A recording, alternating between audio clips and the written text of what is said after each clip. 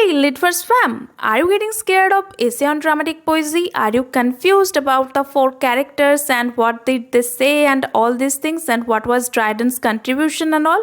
So this video is exclusively for you, and yes, without any further ado, let's decode essay on dramatic poesy.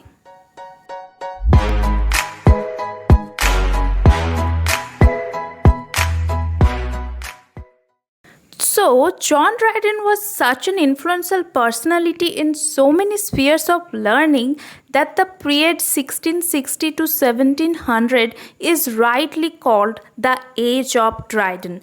He was a poet, dramatist, translator, and critic, all rolled into one. Dr. Samuel Johnson has rightly called Dryden the father of criticism because he was the one who launched this new genre of literary criticism on its way into the world of arts. T.S. Eliot echoed the same sentiment when he said that Dryden was positively the first master of English criticism, and added, the great work of Dryden in criticism is that the right moment. He became conscious of the necessity of affirming the native element in literature. Dryden wrote 5 critical essays on dramatic poesy, juvenile satire, heroic tragedy, fables, and metaphysics. And from these 5 critical essays, dramatic poesy, essay on dramatic poesy is very famous, and we will discuss this. So, on the occasion of a naval victory of the English over the Dutch, there is an exchange among the 4 interlocutors going on a boat expedition. The 4 characters were real-life men of letters, and these were first identified in 1800 by the Englishman Edward Malone. So the 4 interlocutors are like 4 casual friends like us. Don't we hang out with each other in any cafe or any tea shop or anywhere else, and we started gossiping, chattering about anything under the sun is happening, right? So they are doing the same thing, but their gossip or their material is something very much different and intellectual and constructive. So in this discussion, they are actually talking about the English drama, and is it better than French drama or ancient drama? If it is not, then why and how it will be better in this way. Okay, so yes, these are the 4 characters. Now let me name them. First one is Crites. Crites represent Sir Robert Howard, a playwright and Dryden's brother-in-law. He defends the ancients and argues that modern playwrights fall short of their excellence. So it is Crites. Now next is Eugenius. Eugenius represents Lord Buckhurst. He supports the modern and states that contemporary playwrights have refined the art of drama and are better than the ancients. Now what does the modern means? Modern means the Elizabethan and Jacobean writer, okay? And the third is Lisideius. Lisideius is Sir Charles Sedley, who favors the superiority of French dramatists. And the fourth one is Neander. Neander means new man, and as you can see, Neander is represented by Dryden himself, who defends English dramatists, particularly Shakespeare and Ben Jonson. So friends, now let's see what is Crites' view. As I've already said, that Crites supports ancient, and that's why he brings forward 3 major points why he loves ancient playwrights more than modern playwrights. So the 3 major points are: first is ancients are better because the moderns are imitating them in every manner. Okay. The second is ancients are good because they are the faithful imitator of nature.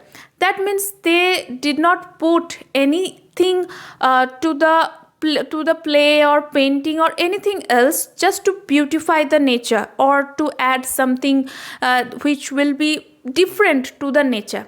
Okay, so they just didn't do this. They just merely imitate the nature. And that's why Crites thinks that ancient playwrights are better than modern playwrights.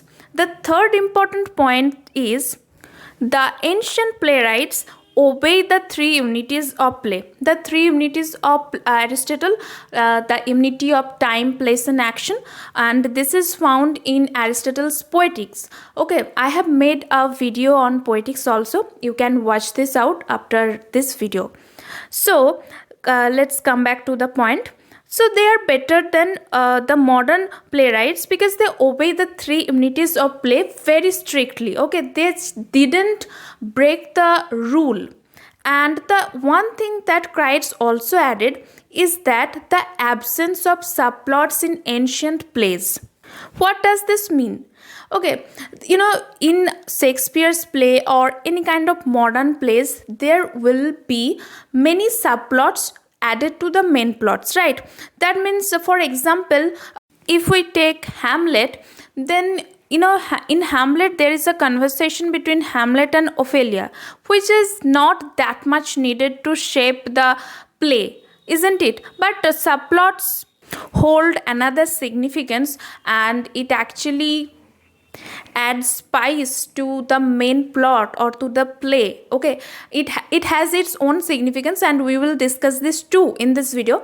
So what a Crites is saying that in ancient plays there is no subplots. That means there is no digression, only main plots, one dimensional thought, and that it is finished. So that's why Crites love ancient playwrights more than modern playwrights.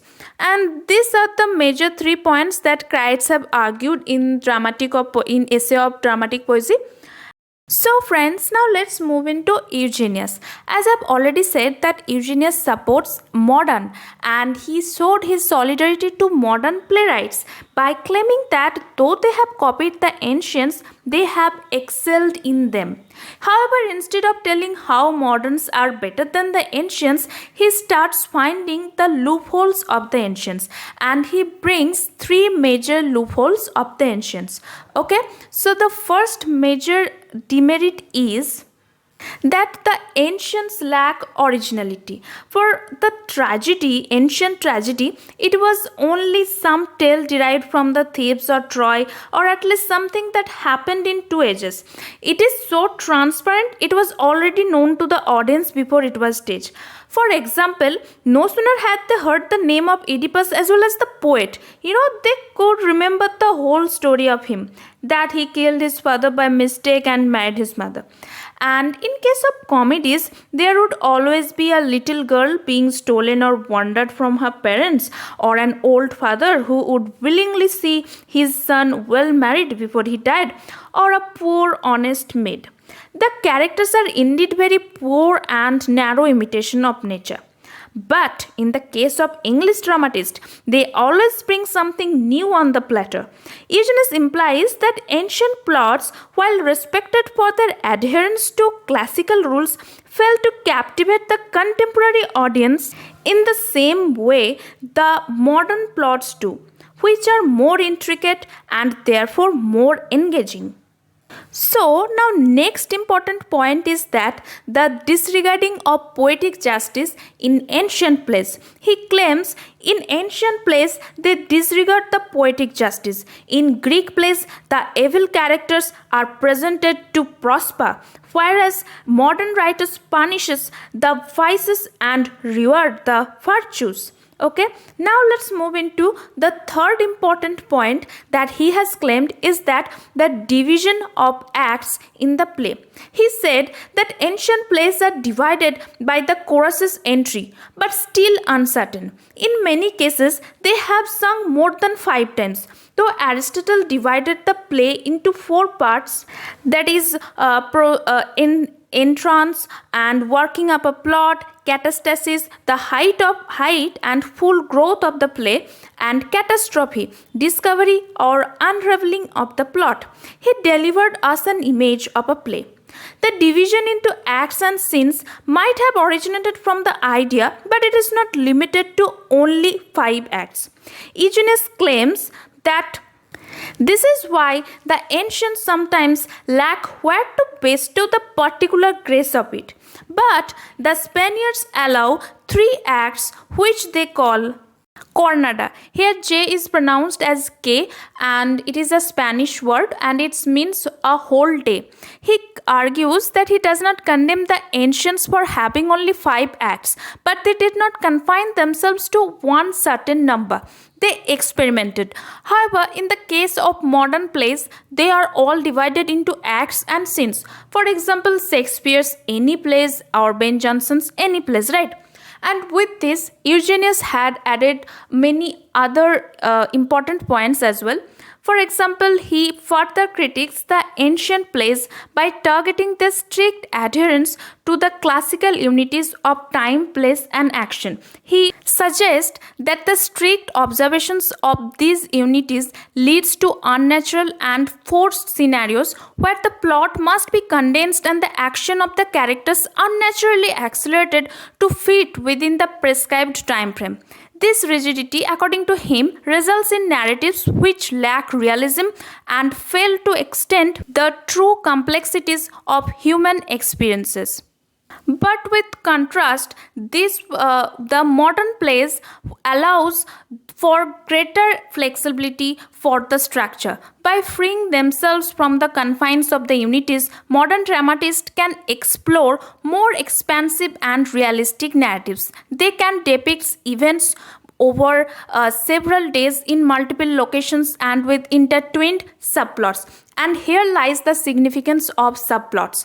For example, if there is no subplots in King Lear or Hamlet, we wouldn't know King Lear or Hamlet more personally, right? They are when we are reading the drama, they are becoming more real life characters to ourselves, isn't it? And the credit goes to subplots, because with the help of subplots we are knowing the layers of Hamlet as a character or King Lear as a character, why they do this and why they took this step, okay? And that's why they are becoming more closer to us, a more real life character, okay? And here lies the significance of subplots, and that's why we can engage ourselves more to modern plays than ancient plays, and that is Eugenius' arguments.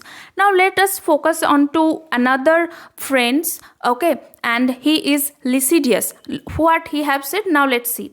So Lisideius actually supported French theatre, and he is going to tell us why it's better than English theatre. Okay, he highlights the demerits of English theatre.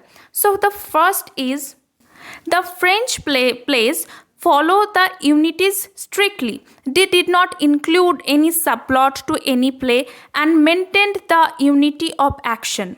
Okay, now what is unity of action? I have already made a video on poetics in Aristotle and you can watch it, okay?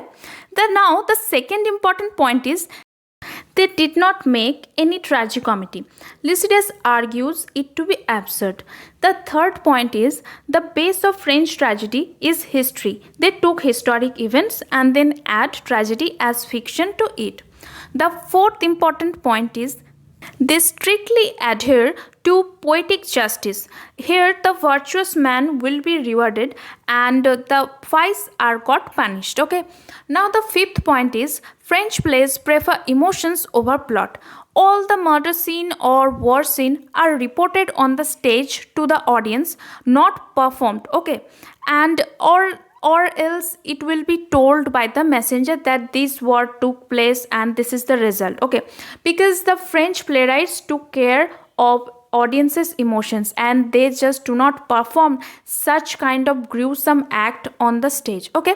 Now the sixth point is the French writes their plays in beautiful rhyming matters. Rhyming verse is way better than the blank verse that the English writers wrote, and thus the French plays are much better than English plays. That's what Lisideius have argued. Okay, Lisideius has argued.